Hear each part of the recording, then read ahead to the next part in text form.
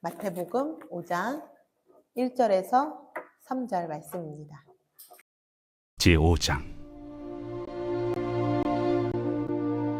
예수께서 무리를 보시고 산에 올라가 앉으시니 제자들이 나아온지라 입을 열어 가르쳐 이르시되 심령이 가난한 자는 복이 있나니 천국이 그들의 것이며. 예수님께서 제자들을 부르시고 그들과 함께 갈릴리를 두루 다니시며 천국 복음을 전파하셨습니다.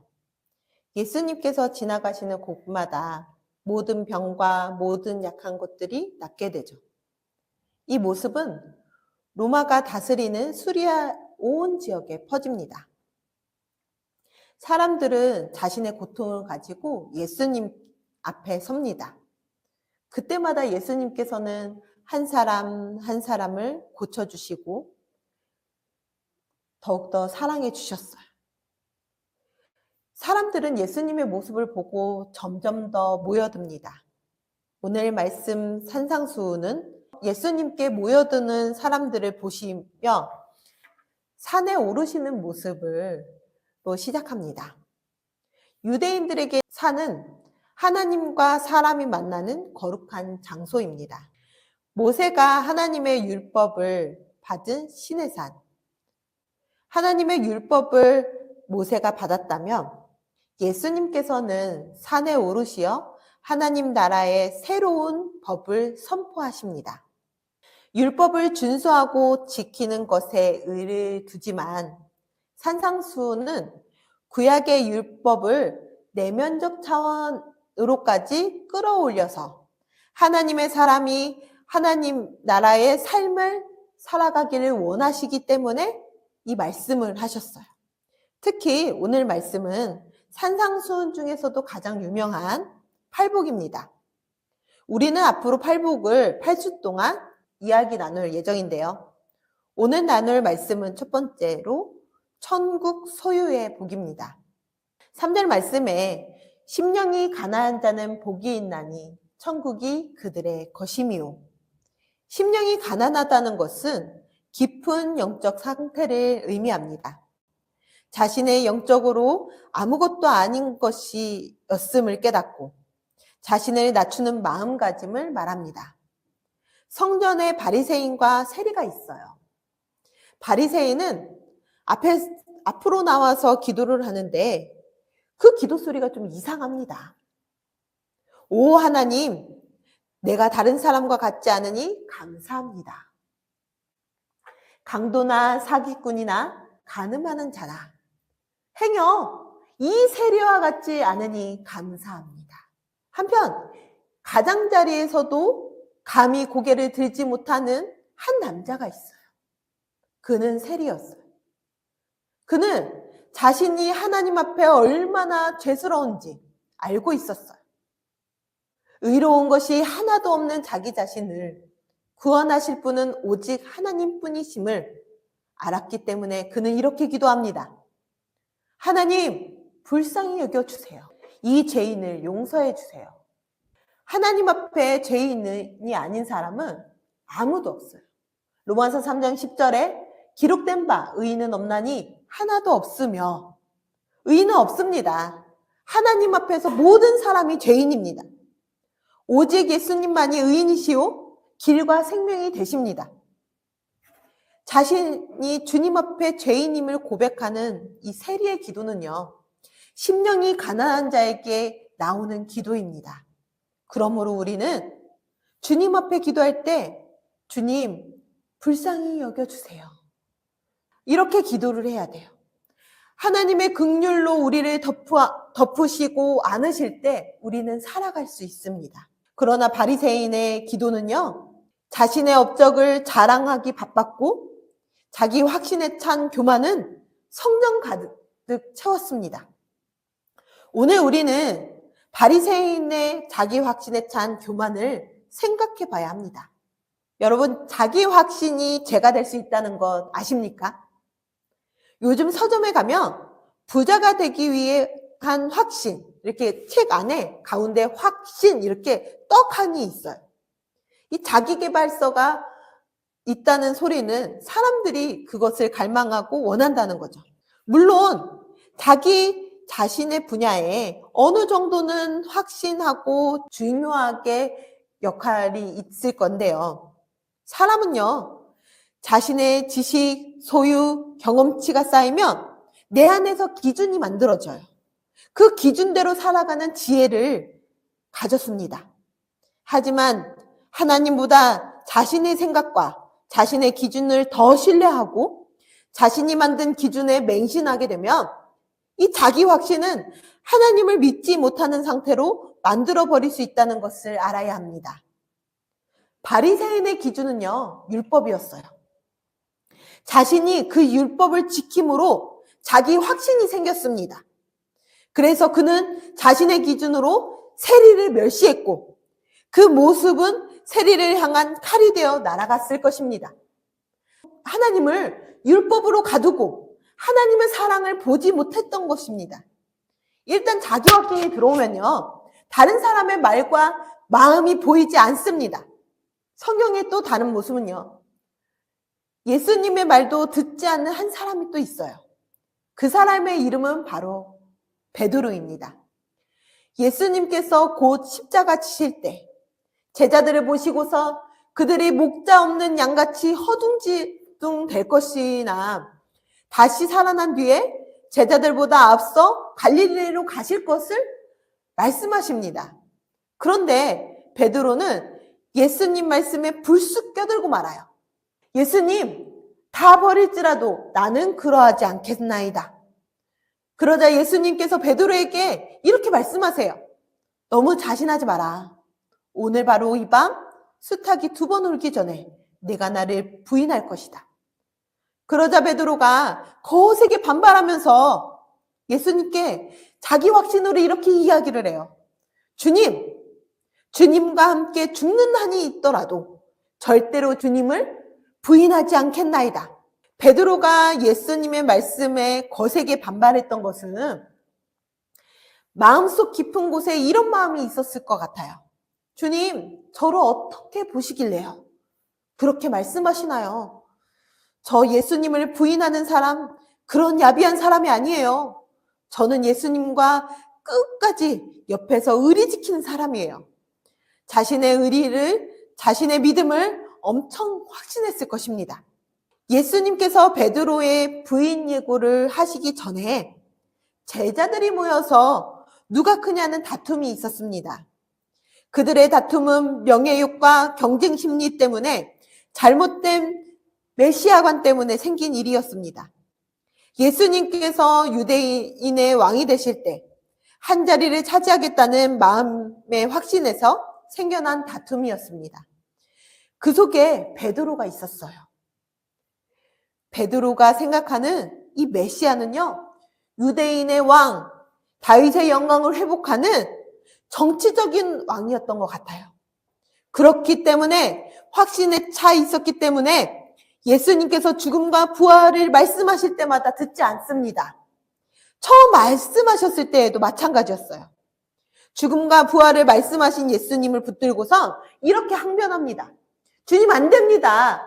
절대로 이런 일이 주님께 일어나서는 안 됩니다. 예수님의 죽음과 부활의 사건을 베드로가 정해버려요. 그때 예수님께서 말씀하세요. 사탄아, 내 뒤로 물러가라. 너는 나에게 걸림돌이 되는구나. 너는 하나님의 일을 생각하지 않고 사람의 일만 생각하는구나. 베드로가 보여줬던 자기 확신에 차서 예수님보다 앞서게 생각하는 거죠. 내 생각대로 하나님을 가둬버리는 행동이었습니다.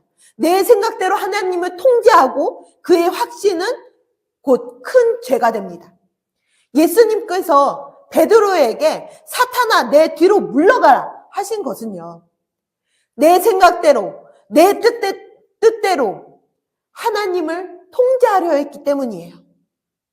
베드로가 예수님의 죽음과 부활 사건을 절대로 안 된다고 항의했던 이 마음, 자기 확신에 차서 예수님 부인 예고를 거세게 반발했던 그 마음은요, 결코 심령이 가난한 자의 마음이 아니었습니다.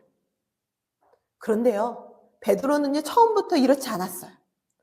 밤새 물고기를 잡지 못해서 너무너무 힘들어했던 그 실패 현장에서 예수님께서 깊은 곳에 그물을 던지라 말씀하실 때 안 들을 수도 있었어요.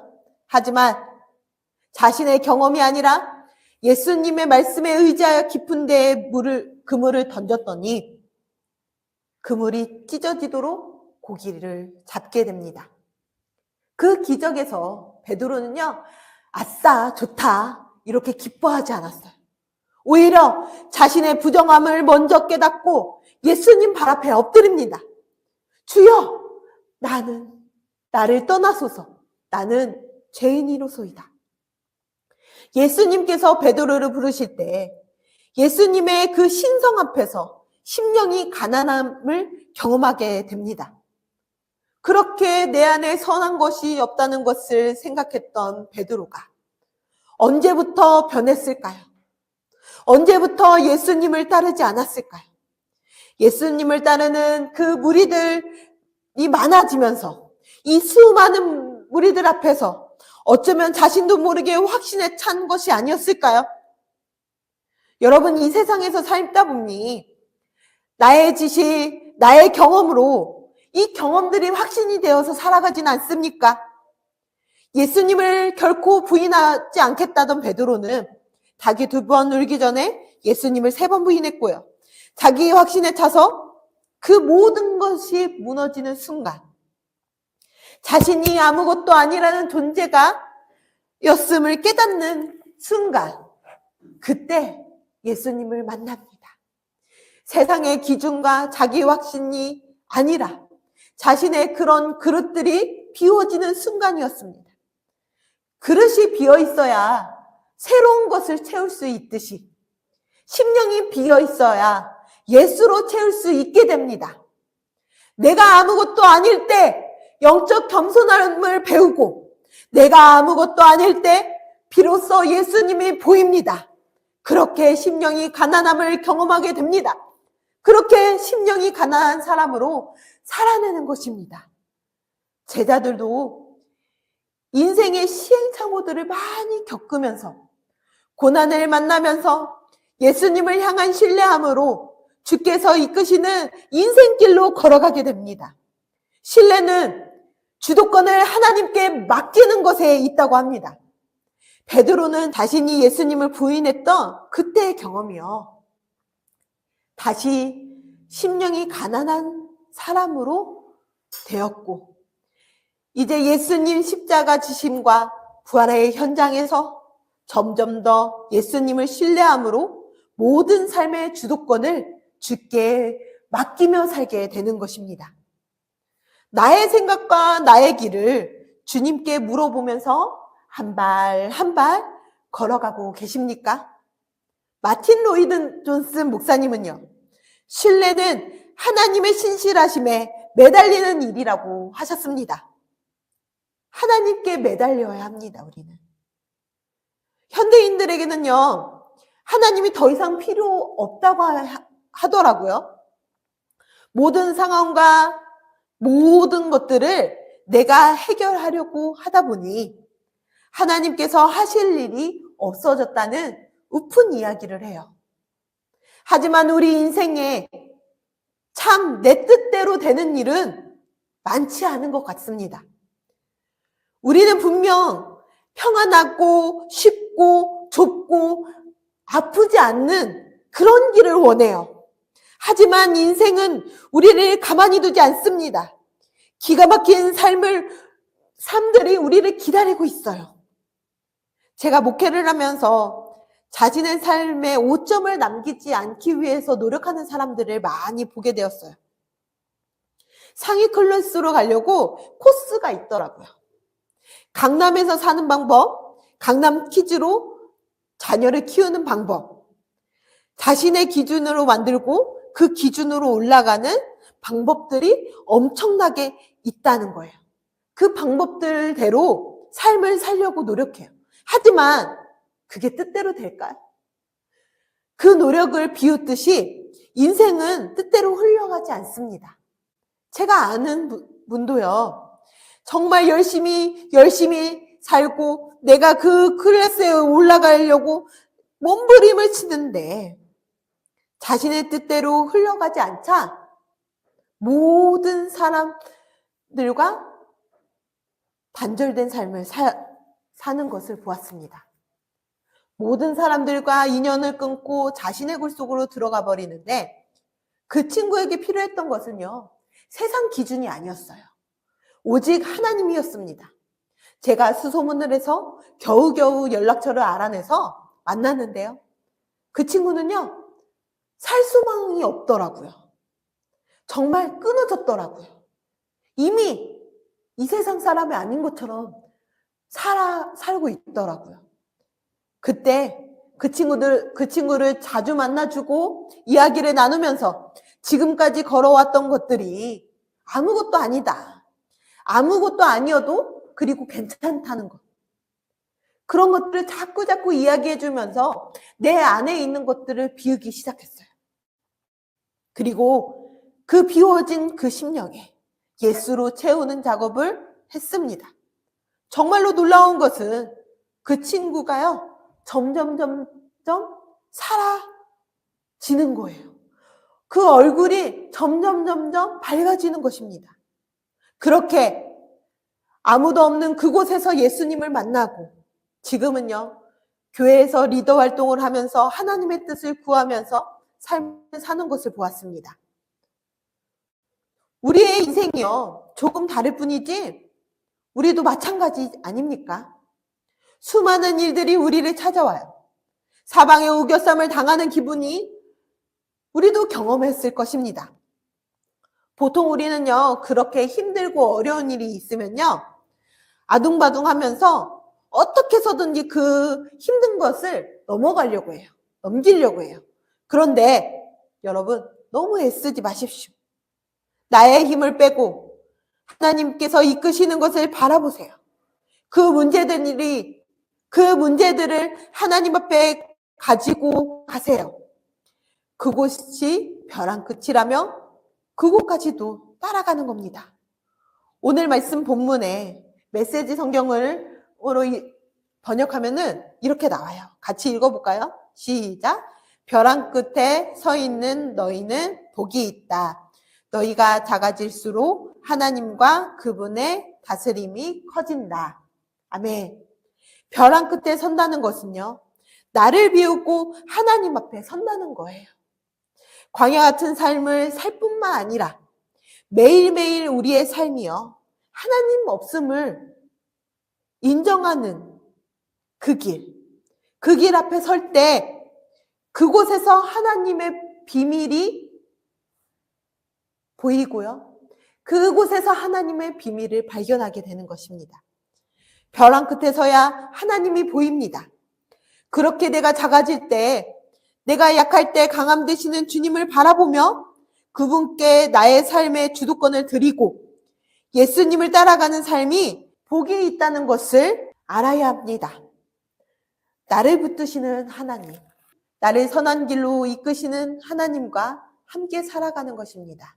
이해가 되지 않고 설명할 수 없는 기가 막힌 이 세상에서 하나님과 함께 하나님 나라를 살아간다는 것은 할 수 있는 한 벼랑 끝에 정말 많이 서보길 소망합니다.